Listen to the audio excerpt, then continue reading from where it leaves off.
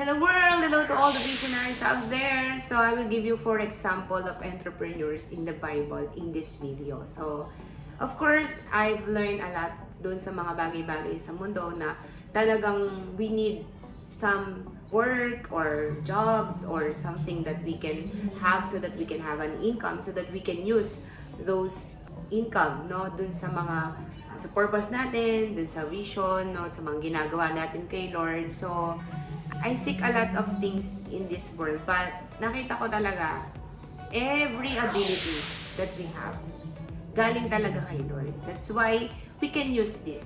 We can use all the talents and the skills and the learnings and the experience, the story and expertise that we have in this life para magkaroon tayo ng mga resources so that we can push more for the glory of God. Especially in my case, in my life ngayon, talagang sabi ko, Lord, help me and use everything, all my ability to expand your kingdom. That's why I share and I give lahat ng mga idea ko na para mai-share sa lalo-lalo sa mga visionaries, no, na katulad natin, kasi alam natin yung higher calling natin, the first priority or the priorities of our life. So tutok ka dito sa ating video na to. I will give you the 4 example na pwedeng makapag-push sa'yo sa yung pangarap na maging business person o sa yung desire na maging business person.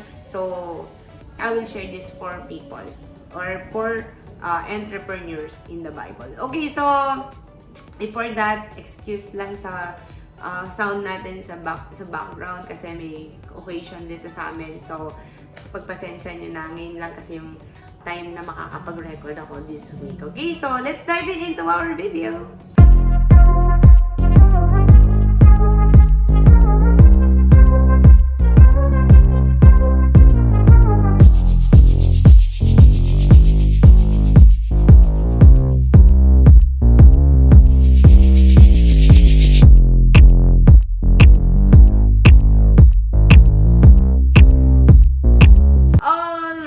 So, we will do the business, no?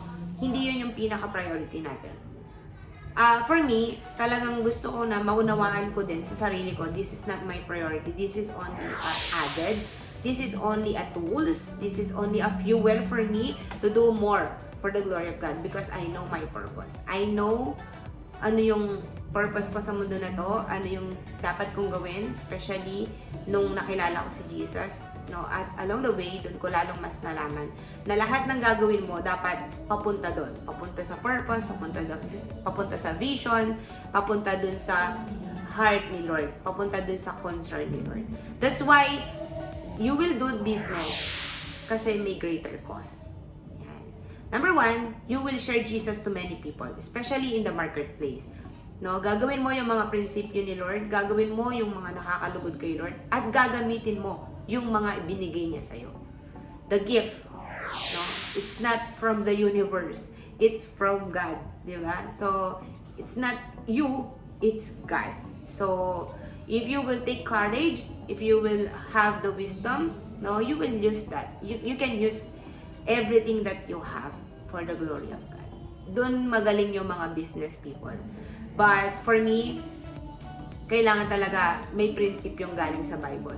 Prinsipyong galing sa Word of God. That's why before we will dive into the 4 examples of entrepreneurs in the Bible, I will gonna share this Word of God. Na sabi dito, Colossians chapter 3 verse 23, whatever you do, work heartily as for the Lord and not for men, knowing that from the Lord you will receive the inheritance as your reward.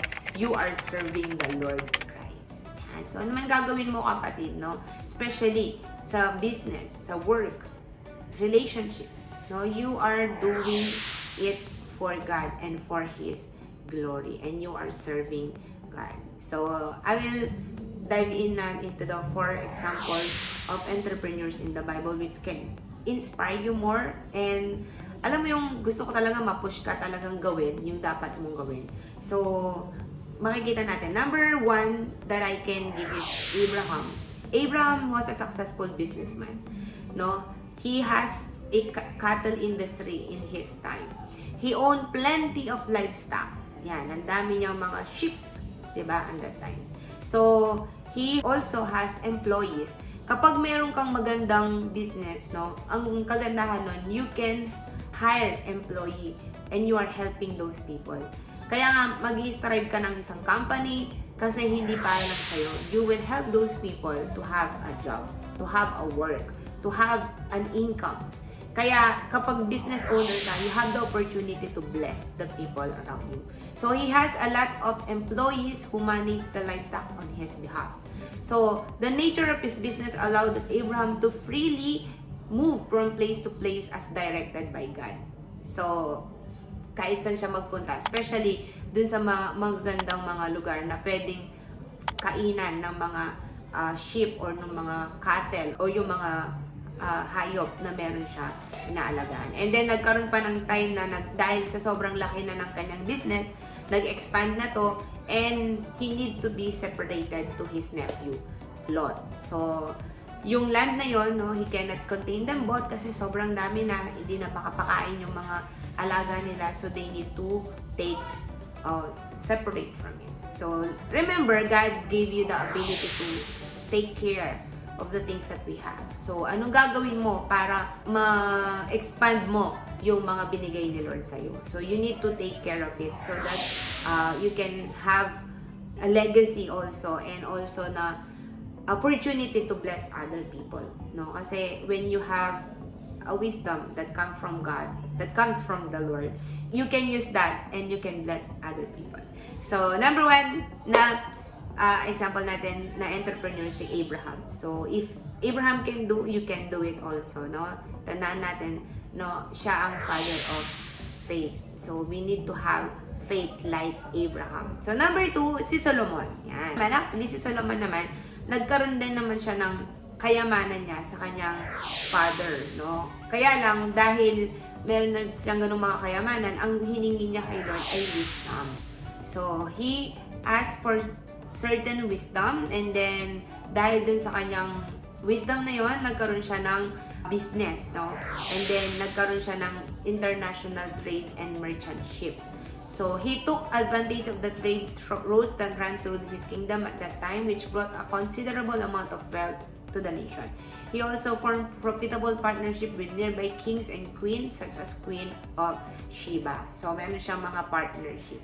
So meron siyang wisdom na ibinigay ni Lord. Kaya nga, meron tayong prayer na yun. Si Abraham, faith. Kay Solomon, wisdom naman. So, si Solomon, nagkaroon siya ng partnership, no, sa ibang mga tao. Especially sa mga queen and kings at that time. Grabe, no? So, nag-accumulate siya ng maraming wealth and that time, no, nakapagtayo sila ng temple because of that wealth. So, grabe. If you want to be a blessing also to your church, to your family, no, you can ask for wisdom like Solomon. Especially, alam mo naman ngayon na gagamitin mo lang yun for earthly use only. Diba? So, you can be inspired by the life of Solomon. Okay, so yun nga, as for faith, na talagang, Lord, tulungan niyo po ako magkaroon ng pananampalataya na mag-bless ako financially through the wisdom and through the knowledge and the ability that you gave me and also that desire na maging blessing. Alam niyo ako, meron akong pinagpipray na maging kilusan din pag lumaki na yung company and my business. I want to make a movement na magiging part tayo ng pagpapatayo ng mga building para sa mga churches kasi gusto ko talaga maging bahagi din. And I know the pain kasi kami talaga, matagal kaming nanguupa and we need to fund the building para lang ma-build yun para sa mga tao. So, I want to have that kind of movement on the near future. And I do believe God will help me. Okay? So, and the number 3 that I can share to you, this sa New Testament, si Apostle Paul. Si Pablo. No? So, si Apostle Paul, siya yung taong talagang sabi niya, as I serve the Lord, no, I have the right na makuha naman talaga yung mga love gift, yung mga seeds, or yung mga blessing na binibigay ng mga tao. But, hindi siya tumigil na mag-sell ng tents. Yan. So, kailangan makita din natin na bakit kaya si Pablo hindi tumigil mag-sell ng tents.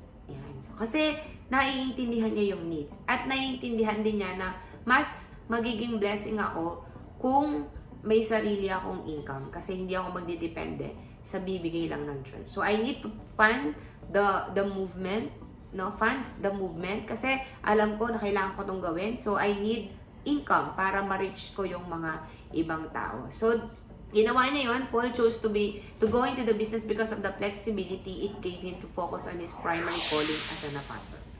Mas nakita niya na pag meron kang income, sariling income, hindi ka na hahanap pa ng ibang mga resources para lang magawa mo to, makapunta ka dito sa lugar na to kasi meron kang sariling income. So, if you have your own business, grabe, no?